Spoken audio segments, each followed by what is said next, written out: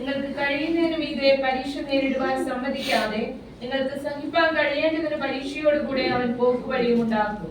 മനുഷ്യർക്ക് നടപ്പിലാത്ത പരീക്ഷ നിങ്ങൾക്ക് നേരിട്ടില്ല, ദൈവം വിശ്വസിച്ചു.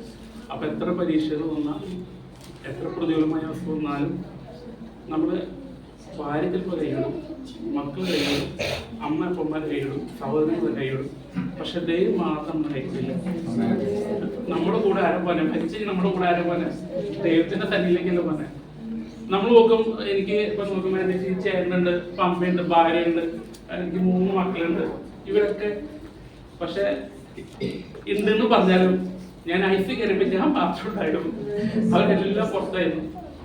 പക്ഷെ അവിടെയും ദൈവം എന്നെ ഒരു വാക്യം ബലപ്പെടുത്തിയിട്ട് അങ്ങനെ കൂരിരുൾ താഴെ കൂടി നടന്നാലും ഞാൻ ഒരു അനർത്ഥം ഭയപ്പെടുകയില്ല, നീ എന്നോട് കൂടി നിന്റെ വടിയിൽ പോലും എന്നെ ആശ്വസിപ്പിക്കും. ഈ വചനം നമ്മള് എനിക്ക് അപ്പോൾ ഇങ്ങനെ കണ്ട സമയത്ത് എനിക്ക് കിട്ടിയത്. പക്ഷെ നമ്മള് ആ ഐസിയില് നമുക്ക് കാഷ്വാലിറ്റി ഒക്കെ കയറിയ സമയത്തൊക്കെ ഞാൻ മാത്രമേ ഉള്ളൂ. ഇതുപോലെ തന്നെ നമ്മുടെ ജീവിതത്തില് എല്ലാരും ഉണ്ടെന്ന് പറഞ്ഞാലും നമ്മൾ ഒറ്റയാണ്. പക്ഷെ നമ്മുടെ കൂടെ ആരുള്ള ദൈവത്തിന്റെ ദൂതന്മാരുണ്ട്. അതാണ് പറഞ്ഞത്, പരീക്ഷ നിങ്ങൾക്ക് ദൈവം നിങ്ങൾക്ക് കഴിയുന്നതിനും ഇത് പരീക്ഷ നേരിടുവാൻ സമ്മതിക്കാതെ നിങ്ങൾക്ക് സഹിപ്പാൻ കഴിയേണ്ട പരീക്ഷ പോകുക. നമുക്കപ്പൊ തന്നെ കൂടെ ഒരു പോക്കുവഴി കർത്താവ് നമുക്ക് തരും. ഒന്നും ടെൻഷൻ അടിക്കണ്ട. ഞാൻ എൻ്റെ അടുത്ത് പ്രാർത്ഥിക്കും, ഒരുപാട് പ്രാർത്ഥിക്കുന്ന അമ്മ പറയും, ഒരുപാട് പേര് പ്രാർത്ഥിക്കുന്ന ലിസാൻഡിക്ക് വിളിച്ചു പറയും, മോനെ നീ പ്രാർത്ഥിക്കുന്നത്, നീ ടെൻഷൻ അടിക്കില്ല. നമ്മൾ ഓക്കെ, ഞാൻ ടെൻഷൻ അടിക്കില്ല. ഞാൻ അന്ന് അമൃതയില് സ്റ്റെൻഡൊക്കെ ഇട്ട് എനിക്ക് 3ാമത് കുട്ടി എന്ന് അപ്പോഴാണ് അറിയുന്നത്, അമൃതയിലെ സമയത്ത്. അത് കഴിഞ്ഞിട്ട് ഞാൻ കുഞ്ഞിനെ പ്രസവിച്ച്, അവളെ പ്രസവിച്ച് പിറ്റേ ദിവസം തന്നെ എനിക്ക് സ്റ്റെൻഡ് മാറണം.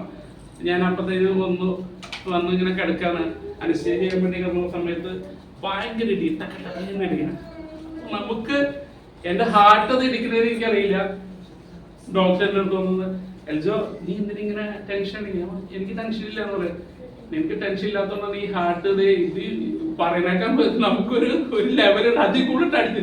ഞാൻ പറഞ്ഞു, ഡോക്ടർ വേറെ ഒന്നുമല്ല, ഇന്നലെ എന്റെ ഭാര്യ പ്രസവിച്ചു, കുഞ്ഞിനെ മര്യാദ ഞാൻ കണ്ടില്ല. അപ്പോൾ അവരെന്നെ പറഞ്ഞ എൽജോ ടെൻഷൻ, ദൈവം കൂടെ ഉണ്ട്. നമ്മള് വിളിക്കുന്ന ദൈവം കൂടെ ഉണ്ട്. അവർക്ക് ഏത് ദൈവം എന്ന് അറിയില്ല. എൽജോ എന്ന് അവർ ക്രിസ്ത്യാനികളാണ്, അവരാ നമ്മളെ ആ ദൈവമുള്ള രീതിയിൽ പറയുന്നത് ദൈവം കൂടെ നമ്മൾ അറിയാണ്ട്. പിന്നെ അവര് എന്റെ വിഷയം മാറ്റി, ആ ചിന്തകൾ മാറ്റി പെട്ടെന്ന് അവര് ചെയ്തു. പിന്നെ ഞാൻ അവിടെ റൂമിൽ വന്നപ്പോ ഞാൻ അറിഞ്ഞു. അപ്പൊ ഞാൻ പറഞ്ഞ എത്ര പരീക്ഷ നേരിട്ടാലും നമ്മൾ മരണത്തിന്റെ വക്കിലോളായാലും കുറച്ച് ദൈവസ്നേഹം നമ്മുടെ ഉള്ളിലുണ്ടെങ്കിൽ ദൈവം നമ്മളെ കൈവിടില്ല. അത് ഇപ്പൊ എനിക്ക് പറയാം, ഇപ്പൊ അമ്മച്ചിക്ക് പറയാൻ പറ്റും, ഇങ്ങനെ നമുക്ക് ഓരോരുത്തർക്കും പറയാൻ പറ്റും. നമ്മൾ ആശുപത്രിയിൽ ICU കയറി കിടന്നിട്ടുണ്ടെങ്കിൽ, അല്ലെങ്കിൽ നമ്മൾ ഒറ്റയ്ക്കായിരുന്ന സാഹചര്യങ്ങൾ ഉണ്ടെങ്കിൽ നമുക്ക് അറിയാൻ പറ്റില്ല. വേറെ ആരുമില്ല, വേറെ ആരുള്ള സമയത്ത് ഒരു ഗ്ലാസ് വെള്ളത്തിന് വേണ്ടി നമുക്കൊന്ന് ചോദിക്കുകയും അടുത്ത് വന്നാൽ മാത്രം. പക്ഷെ ഇതിനൊക്കെ ദൈവം നമുക്കൊരു ബലം തരും, നമുക്ക് വേഗം വായിക്കാം. പിന്നെ നമുക്ക് വിലാപങ്ങൾ എഴുതിയ വിലാപങ്ങൾ 3:22-23.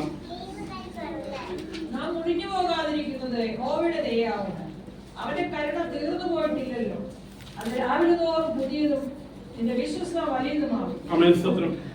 എരിമ്യാ പറഞ്ഞോ, നാം മുടിഞ്ഞു പോകാതിരിക്കുന്നതിന് യഹോവയുടെ ദയയാകുന്നു, അവന്റെ കരുണ തീർന്നു പോയിട്ടില്ലല്ലോ, അത് രാവിലെ തോറും പുതിയതും നിന്റെ വിശ്വസ്ത വലിയതുമാകണം.